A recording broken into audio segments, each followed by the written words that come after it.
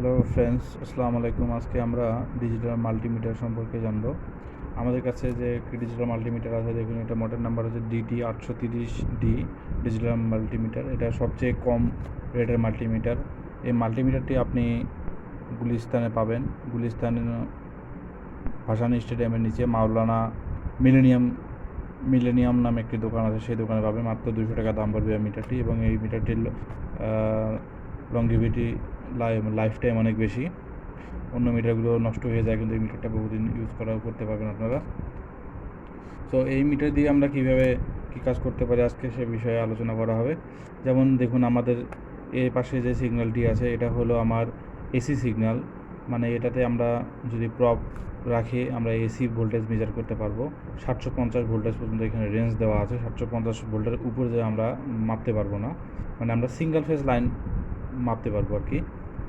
So আবার এই পাশে যে পোর্শনটি আছে, এটা হলো আমাদের ডিসি সিগন্যাল। যেমন আমরা যদি একটি মনে করেন সাপোজ একটি 20 ভোল্টের নিচে যদি কোনো কিছু মাপতে চাই, সেক্ষেত্রে আমরা 20 দিয়ে আমরা এভাবে প্রবে লাগাইতে পারি। দেখুন, আমাদের কাছে একটি ব্যাটারি আছে।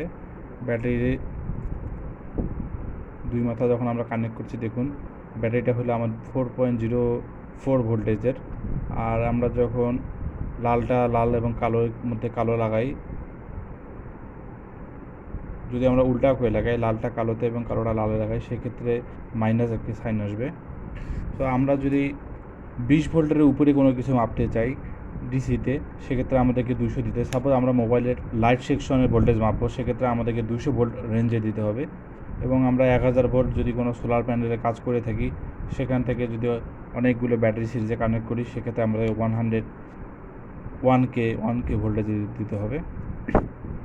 এবং আমরা এখন এই বাজার সম্পর্কে জানবো। সাপোজ কোনো কিছু কন্টিনিউটি চেক করার জন্য আমরা এই বাজারটা ইউজ করি। সাপোজ কোনো লাইন, কোনো তার কিংবা কোনো সুইচ। তারপর আমাদের কাছে একটি সুইচ আছে। দেখুন, আমরা যখন এই দুইটা করে একখানে লাগাবো, তখন এটা বিপ দেবে। এই দেখুন, আমার কাছে যে একটা সুইচ আছে, সুইচটি যখন আমরা প্রেস করবো, তখন এটা ওপেন হবে, যার কারণে বিপ বাজবে না। এই দুইটা লাইন যখনই একখানে লাগবে, তখনই বিপ বাজবে। দেখুন, আমাদের এই সেকশনটা হলো আমার মেনলি রেজিস্টরের সেকশন। আমরা এখানে যদি কোনো রেজিস্টরের ভ্যালু 200 ওহমের নিচে হয়, সেক্ষেত্রে আমরা 200তে দিয়ে আমরা সেটা মেজার করব। যদি সেটা 2000 ওহমের হয়, তাহলে আমরা এখানে মেজার করতে পারি। যেমন আমাদের কাছে একটি রেজিস্টর আছে, এটা হলো 500 ওহমের রেজিস্টর। দেখুন, আমরা যদি এটা মেজার করি, সেহেতু 547 ওহম দেখাচ্ছে, কিন্তু আমরা এটাকে যদি 200 রেঞ্জে দিয়ে মাপি, তখন এটা কিন্তু কোনো ভ্যালু বলবে না। ঠিক আছে, মানে আমাদেরকে সবসময় সাপোজ এটা 500 ভ্যালু, আমাদেরকে 200-র উপরে ভ্যালু দিতে হবে, 2000-এর নিচে, যাতে রেঞ্জটাকে কাভার করতে পারে। যেমন এটা এখন কাভার করছে, যার কারণে 540 ওহম দেখাচ্ছে। এবং আমাদের কাছে আরও একটি রেজিস্টর আছে, দেখুন এটা 991 ওহম দেখাচ্ছে। তার মানে এটা হলো 1K রেজিস্টর, কিন্তু আমরা যখন এটা 20 দেবো, তখন এটা 1K দেখাবে। দেখুন, 1.05K দেখাচ্ছে এই রেজিস্টরটা ভ্যালু। ওকে, রেজিস্টরের কোনো পোলারিটি নেই, আমরা যেদিকে ঘুরাই দিই না কেন, এটা 1Kই শো করবে, কোনো পোলারিটি নেই রেজিস্টরের। সো রেজিস্টর, আরেকটি রেজিস্টর আছে, আমরা এই রেজিস্টরের ভ্যালু মেজার করব। দেখুন, এটা আমাদের 10K রেজিস্টর, যার কারণে 11.348 দেখাচ্ছে। এটা হলো আমাদের 10K রেজিস্টর।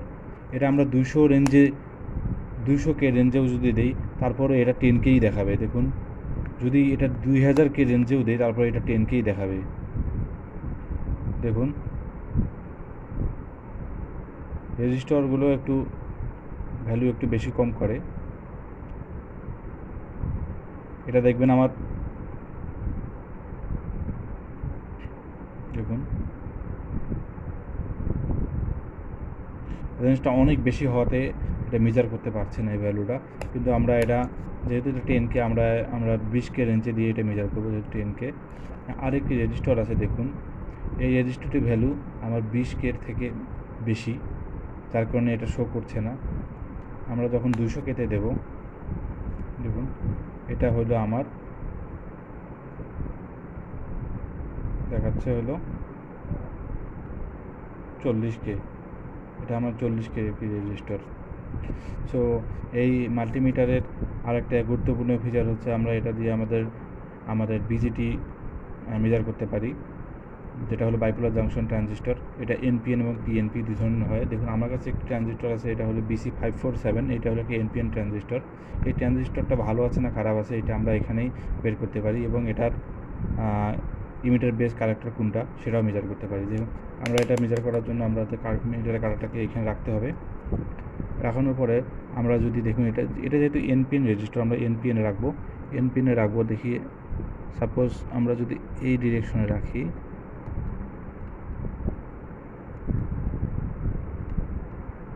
দেখুন এটা কোনো রিডিং আসছে না। আমাদের যদি প্রপার ডিরেকশন আমরা লাগাই তাহলে অবশ্যই এখানে রিডিং শো করবে। এখন দেখুন রিডিংটা আমাদের স্টাবের আছে, তার মানে এইখানে লেখা আছে এটা ইমিটার, এটা বেস, এটা কালেক্টর। তার মানে এই দিক থেকে উঠালে এটা হলো আমাদের প্রথম পিনটা হলো ইমিটার, তারপর এটা হলো বেস, তারপর হলো কালেক্টর। আমরা আরেকবার লক্ষ্য করি জিনিসটা।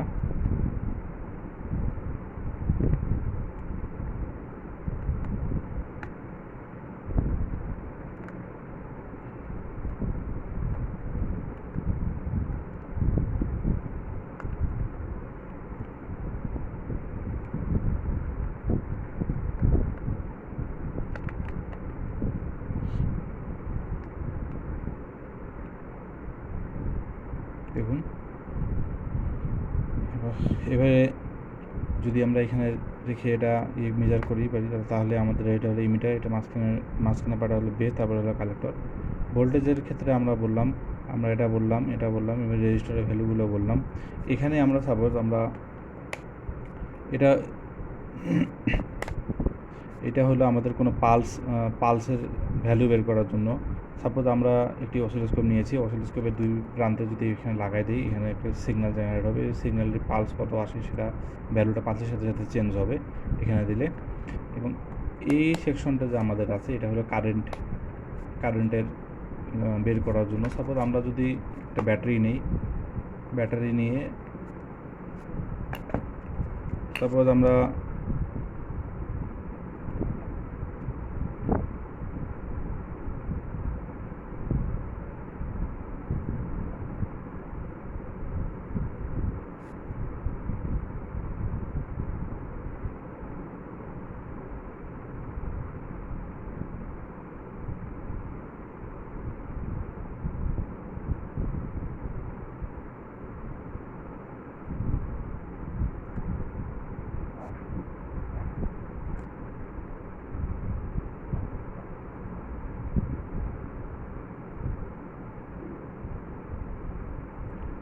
এটা যদি আমার মাল্টিমিটার হয়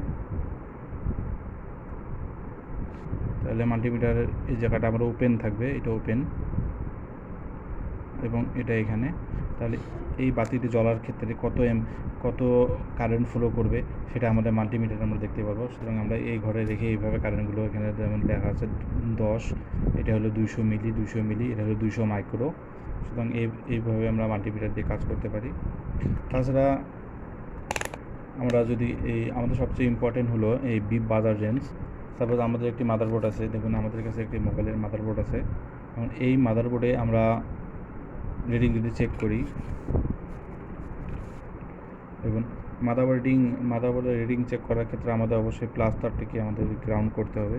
আমরা যখন প্লাস তারটিকে গ্রাউন্ড করব, সুতরাং রিডিংয়ের ক্ষেত্রে হইলো যে কোনো রিডিংয়ের ক্ষেত্রে আমরা যদি ক্যাপাসিটরের কোনো রিডিং মাপি, সেক্ষেত্রে এক পাশটা আমাদের গ্রাউন্ড আসবে এবং আরেক পাশে আমাদের 250 উপরে রিডিং আসবে।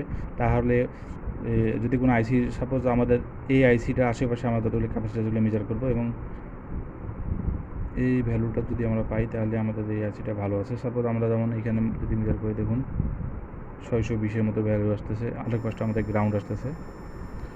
সো আমরা যদি আরও একটা ক্যাপাসিটার নেই, সাপোজ দেখুন আরেকটা ক্যাপাসিটার নিলাম এবং এই পাশে রিডিং মাপি,